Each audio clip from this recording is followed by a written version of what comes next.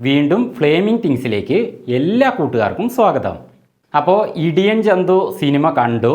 അതിൻ്റെ സിനിമ ടിക്കറ്റാണ് ഇപ്പോൾ ഇവിടെ കാണുന്നത്. അപ്പോൾ ഈ സിനിമയെക്കുറിച്ചുള്ള എൻ്റെ പേഴ്സണൽ ഒപ്പീനിയൻ, വ്യക്തിപരമായ അഭിപ്രായമാണ് ഞാൻ പറയാൻ പോകുന്നത്. അപ്പോൾ ഇതൊരു പുതിയ ചാനലാണ്. അപ്പോൾ നിങ്ങളുടെ എല്ലാവരുടെയും സപ്പോർട്ട് ആവശ്യമാണ്. അതുകൊണ്ട് ഞങ്ങളുടെ ചാനലിലെ വീഡിയോകൾ വരുമ്പോൾ ഒരു ലൈക്ക് കൊടുക്കുക, അതുപോലെ ഈ ചാനൽ സബ്സ്ക്രൈബ് ചെയ്യുക.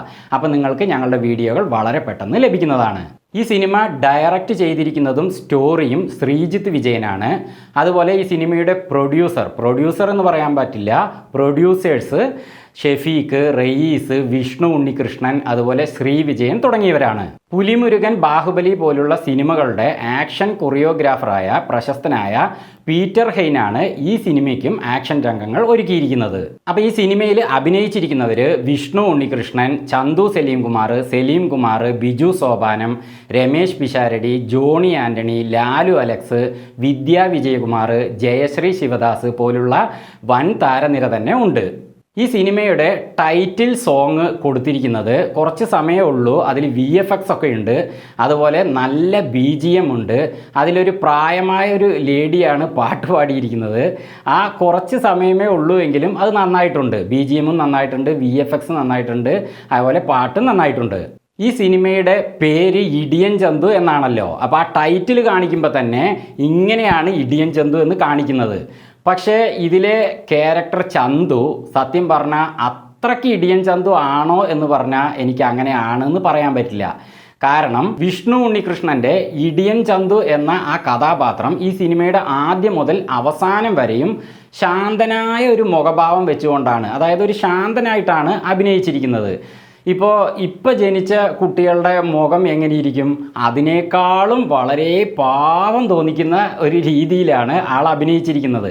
അത് നന്നായിട്ടുണ്ട് കേട്ടോ. വിഷ്ണു ഉണ്ണികൃഷ്ണന് അത് നന്നായിട്ട് ചേരുന്നുണ്ട്.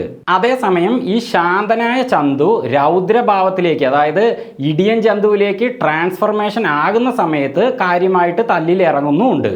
എന്തായാലും വിഷ്ണു ഉണ്ണികൃഷ്ണൻ്റെ ആ വേഷം ആൾ നന്നായിട്ട് തന്നെ ചെയ്തിട്ടുണ്ട്. പിന്നെ അതേപോലെ ലെനയുടെ കഥാപാത്രം ഈ സിനിമയിലൊരു ഹൈലൈറ്റായ കഥാപാത്രം അവരുടേതാണ്. കാരണം അവർ ഒരു നല്ലൊരു അമ്മ, ഒരു ഉത്തരവാദിത്വമുള്ള നല്ലൊരു അമ്മയായിട്ട് അഭിനയിച്ചിട്ടുണ്ട്. മോന് വേണ്ടിയിട്ട് മൊട്ടയടിച്ച് വരുന്ന ഒരു സീന് കൂടി ഇതിലുണ്ട്. ലെനയുടെ കഥാപാത്രം എനിക്ക് വളരെ ഇഷ്ടമായി, നന്നായിട്ടുണ്ട്. അതുപോലെ തന്നെ ബിജു സോപാനം, അദ്ദേഹം ഹീറോയുടെ ഒരു റിലേഷനായിട്ട് ഹീറോയെ പ്രൊട്ടക്റ്റ് ചെയ്യുന്ന ഒരു ക്യാരക്ടറാണ് ചെയ്തിരിക്കുന്നത്. അത് കക്ഷി നന്നായിട്ട് തന്നെ ചെയ്തിട്ടുണ്ട്. അതേപോലെ ഈ സിനിമയിൽ ബിജു സോപാനത്തിന് തന്നെ ഒരു ആക്ഷൻ റോളുണ്ട്, അതും ആൾ നന്നായിട്ട് ചെയ്തിട്ടുണ്ട്. ഇതിലെ ഹീറോയിൻ റോള് വരുന്നത് ജയശ്രീ ശിവദാസിനാണ്. ജയശ്രീക്ക് ഈ സിനിമയിൽ ഒരു ആക്ഷൻ അറിയുന്ന ഒരു ക്യാരക്ടറാണ് കൊടുത്തിരിക്കുന്നത്. അതുകൊണ്ട് തന്നെ ഒരു ആക്ഷൻ അറിയുന്ന ഒരു ലേഡി എങ്ങനെയാണ് പെരുമാറുക, എപ്പോഴും ഒരു ദേഷ്യഭാവത്തിൽ തന്നെ ആയിരിക്കുമല്ലോ. അങ്ങനെ തന്നെയാണ് ജയശ്രീ ഇതിൽ അഭിനയിച്ചിരിക്കുന്നത്. അത് നന്നായിട്ടുണ്ട്.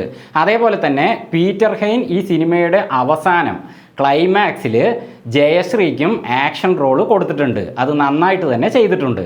സത്യം പറഞ്ഞാൽ ഹീറോയിൻ ജയശ്രീയുടെ ആ ഒരു രൗദ്രഭാവം ശരിക്കും പറഞ്ഞാൽ ഇടിയൻ ചന്തുവിന് വന്നിട്ടില്ല. കാരണം അദ്ദേഹം എപ്പോഴും ശാന്തനായ ക്യാരക്ടറാണ്. ലാലു അലക്സ് സാറ്, അങ്ങേർക്ക് കോളേജ് പ്രിൻസിപ്പളിൻ്റെ റോളാണ്. അത് ഒരു മൊരട്ട് കോളേജ് പ്രിൻസിപ്പളാണ്. അത് പുള്ളി നന്നായിട്ട് തന്നെ ചെയ്തിട്ടുണ്ട്. പക്ഷേ സിനിമയുടെ അവസാനം ഒരു പ്രശ്നമുണ്ട്, അത് ഞാൻ പറയാം. എന്തായാലും ലാലു അലക്സ് സാറിന് കൊടുത്തിരിക്കുന്ന റോള് അദ്ദേഹം വേണ്ട വിധം ചെയ്തിട്ടുണ്ട്. ഈ സിനിമയിലെ പ്രതിനായകൻ വില്ലൻ ചന്തു സലീം കുമാറാണ്. കക്ഷി ഒരു വില്ലനായിരുന്നു കൊണ്ട് എങ്ങനെയാണോ ആ റോള് മിനുക്കേണ്ടത് അത് നല്ല രീതിയിൽ തന്നെ ചെയ്തിട്ടുണ്ട്. ശരിക്കും ഇപ്പം മഞ്ഞുമ്മൽ ബോയ്സിലൊക്കെ നോക്കുകയാണെങ്കിൽ ആളൊരു മിണ്ടുന്നേ ഇല്ലല്ലോ, ഒരു ചെറിയ റോള് പോലെ അതിൽ തോന്നിയുള്ളൂ. പക്ഷേ ആ സിനിമയിൽ ഹൈലൈറ്റ് തന്നെ അവസാനം വരുന്നത് ചന്തു സലീം കുമാറാണ്.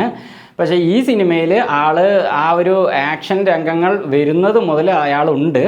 അപ്പോൾ അയാളുടെ ക്യാരക്ടർ കുഴപ്പമില്ലാതെ ചെയ്തിട്ടുണ്ട്. പിന്നെ ജോണി ആൻ്റണി, അദ്ദേഹത്തിന് ഈ സിനിമയിൽ ഒരു ആക്ഷൻ അറിയാവുന്ന റോള് തന്നെയാണ് കൊടുത്തിരിക്കുന്നത്. അതെന്താണെന്ന് ഞാൻ പറയുന്നില്ല, സിനിമ കാണണമല്ലോ. അപ്പോൾ ആ റോളിൽ വല്ലാത്ത ആക്ഷനൊന്നും അദ്ദേഹം ചെയ്യുന്നില്ല, പക്ഷേ ഒരു നല്ലൊരു അച്ഛനായിട്ട് അദ്ദേഹം അഭിനയിച്ചിട്ടുണ്ട്. ആ റോള് വേണ്ട വിധം ചെയ്തിട്ടുണ്ട്. പിന്നെ അതേപോലെ സൂരജ് തെലക്കാട്, കക്ഷിക്ക് ഈ സിനിമയിൽ ഒരു കോളേജ് കുമാരൻ്റെ റോളാണുള്ളത്. അപ്പോൾ ഒരു സഹനടൻ്റെ റോളാണ്. അത് നല്ല രീതിയിൽ ചെയ്തിട്ടുണ്ട്. കാരണം സഹനടൻ എങ്ങനെയൊക്കെ കോമഡി ചെയ്യണോ അതൊക്കെ കുഴപ്പമില്ലാത്ത രീതിയിൽ ചെയ്തിട്ടുണ്ട്.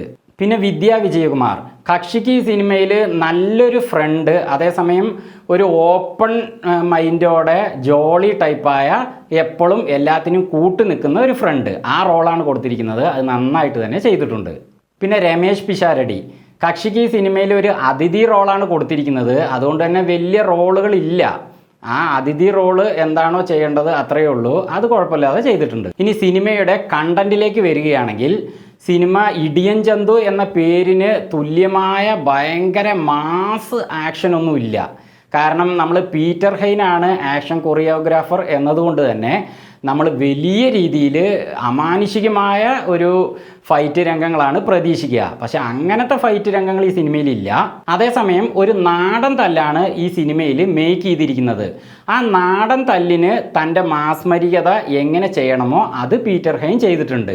അല്ലാതെ ഇത് വളരെ അമാനുഷികമായ ഫൈറ്റൊക്കെ ഉണ്ടെന്നൊന്നും എനിക്ക് പറയാൻ പറ്റില്ല.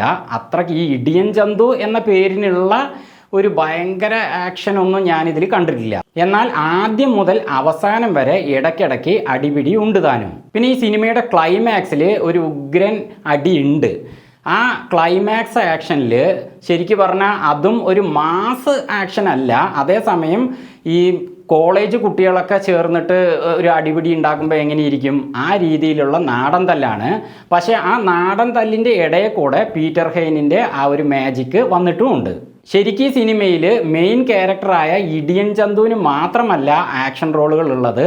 ഇതിലുള്ള ഏകദേശം പേരൊക്കെ ആക്ഷനിൽ ഇറങ്ങുന്നുണ്ട്. അതേസമയം ഈ സിനിമയിൽ സപ്പോർട്ടീവായ ഒരു വിഷയം എന്ന് പറയുന്നത് ആദ്യം മുതൽ അവസാനം വരെയും കോമഡി ഉണ്ട്. ഇപ്പോൾ കോളേജ് കുട്ടികളുടെ സീന് വരുമ്പോൾ അവിടുന്ന് അങ്ങോട്ട് കോളേജിൽ എങ്ങനെയാണ് അവർ കോമഡി ചെയ്യുക, അത് കാര്യമായിട്ടുണ്ട്. അതേപോലെ തന്നെ സാധാരണ രീതിയിലുള്ള കോമഡിയും ഈ സിനിമയിൽ ധാരാളമായിട്ട് കൊടുത്തിട്ടുണ്ട്. അങ്ങനെ കോമഡിയും അതേസമയം ഈ സിനിമയിൽ അമ്മ മോൻ സെൻറ്റിമെൻറ്റ്, അതേപോലെ ചെറിയ പ്രണയം, അതൊക്കെ തന്നെയുണ്ട്. അപ്പോൾ അതൊക്കെ ഉള്ളത് കൊണ്ട് നമുക്കൊരു ലാഗ് ഇല്ലാതെ ആ സിനിമ അങ്ങനെ മുന്നോട്ട് പോകുന്നതായിട്ട് ഒരു ഫീലിംഗ് തരുന്നുണ്ട്. പിന്നെ ഈ സിനിമയിൽ അവസാനം ചെയ്യുന്ന ഒരു കാര്യം നമുക്ക് അങ്ങനെ പ്രോത്സാഹിപ്പിക്കാൻ പറ്റുന്നതല്ല. പക്ഷേ ഇത് സിനിമയായതുകൊണ്ടും പല കാര്യങ്ങളും ഇമാജിൻ ആയതുകൊണ്ടും നമുക്കത് എൻജോയ് ചെയ്യാമെന്നേ ഉള്ളൂ. അതെന്താണ് സംഭവം എന്ന് വെച്ചാൽ, കോളേജിൽ വെച്ചിട്ടുള്ള അവസാനം ഒരു ആക്ഷൻ രംഗമുണ്ട്. അപ്പോൾ കുറേ റൗഡികൾ വരുമ്പോൾ കോളേജിലെ പ്രിൻസിപ്പൾ തന്നെ അവിടുത്തെ അധ്യാപകരെയും കുട്ടികളോടൊക്കെ അവരെ പോയി തല്ലി ശരിയാക്കാൻ പറയുന്നു. അത് നമുക്ക് സിനിമയിൽ കാണാൻ എൻജോയ് ചെയ്യാം, അത്രയേ ഉള്ളൂ. അതൊന്നും പ്രോത്സാഹിപ്പിക്കാൻ പറ്റുന്നതല്ല. അങ്ങനെ പ്രോത്സാഹിപ്പിക്കാനൊന്നും ഇവിടെ പറയുന്നില്ല. ഒരു സിനിമ എൻജോയ് ചെയ്യാൻ വേണ്ടി എടുത്തിരിക്കുന്നേ ഉള്ളൂ. പക്ഷേ എൻ്റെ ഒരു അഭിപ്രായം ഞാൻ പറഞ്ഞതാണ്. അത് പ്രോത്സാഹിപ്പിക്കാൻ പറ്റിയ കാര്യമല്ല. എന്നാലും സിനിമയിൽ കണ്ടിരിക്കാം. ഈ സിനിമയെക്കുറിച്ച് ചുരുക്കി ഞാൻ പറയുകയാണെങ്കിൽ, ആവശ്യത്തിന് സെൻറ്റിമെൻറ്റ്, കോമഡി, അതുപോലെ ആക്ഷൻ ഒക്കെ തന്നെയുണ്ട്. അതുകൊണ്ട് തന്നെ ഇത് ഇടിയൻ ചന്തു എന്ന് പറയുന്നതിനേക്കാളും ശാന്തനായ ഇടിയൻ ചന്തു എന്ന് പറയുന്നതാണ് ഈ സിനിമയ്ക്ക് ഉചിതം. അപ്പോൾ ഈ സിനിമയെക്കുറിച്ചുള്ള എൻ്റെ അഭിപ്രായം നോട്ട് ബാഡ്, കണ്ടിരിക്കാം. വീണ്ടും യൂസ്ഫുള്ളായ മറ്റൊരു വീഡിയോയുമായി ഞങ്ങൾ വരുന്നത് വരെ ഫ്ലേമിംഗ് തിങ്സിൽ നിന്ന് ബൈ.